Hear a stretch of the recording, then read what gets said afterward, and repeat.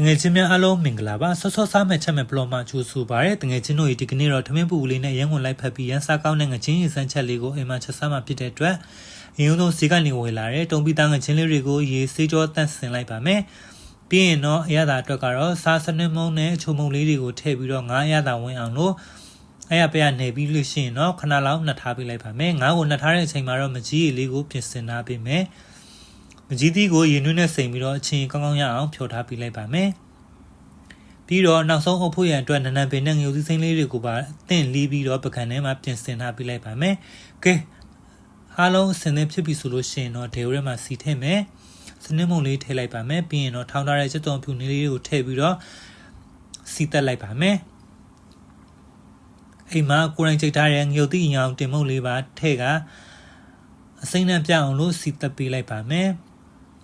စီတက်နဲ့မွှေးလာပြီဆိုလို့ရှိရင်တော့အရသာတွေနဲ့နှက်ထားတဲ့ငချင်းလေးတွေကိုဒေဝရဲကိုထည့်ပေးလိုက်ပါမယ်ငါးသားတွေတင်းတင်းလေးဖြစ်သွားအောင်လို့တစ်ဖက်ကိုစီတက်ပေးပြီးရင်နောက်တစ်ဖက်ကိုညင်ညင်သားသားလေးနဲ့လန်ကစီတက်ပေးလိုက်ပါမယ်ငါးသားတွေတင်းလာပြီဆိုလို့ရှိရင်တော့ရေလေးထည့်ပြီးတော့ဖုံးလေးအုပ်ကခဏလောက်ချက်ပေးလိုက်ပါမယ်ဟင်းရင်လေးတွေပွက်ပွက်ဆူလာပြီဆိုလို့ရှိရင်တော့အသင့်ဖြော်ထားတဲ့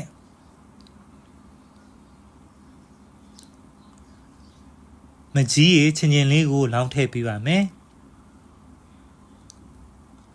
အချင်းရတာလေးလည်းဝင်လာပြီးဟင်းရည်လေးဆူလာပြီးဆိုရင်တော့နောက်ဆုံးအနေနဲ့အသင့်လီးထားတဲ့နနပင်ငရုတ်သီးစိမ်းတွေကိုထည့်ပြီးတော့အဖုံးအုပ်ကခဏလောက်ချက်ပေးလိုက်ပါမယ်ဒါဆိုလို့ရှိရင်တော့ချင်းချင်းဆက်ဆက်လေးနဲ့အရန်ကိုထမင်းမိန်စေမယ်ငချင်းရေစမ်းချက်လေးရပါပြီခင်ဗျာပကံလေးထဲမှာတသက်ရဲ့လေးပြင်ဆင်ပြီးပြီဆိုလို့ရှိရင်တော့ထမင်းပူလေးနဲ့အားရပါရသုံးဆောင်လို့ရပါပြီဟင်းချက်ဗီဒီယိုလေးကိုသဘောကျလို့ရှိရင်တော့ like and share follow လေးလုပ်ဖို့ရမမေ့ပါနဲ့เนาะ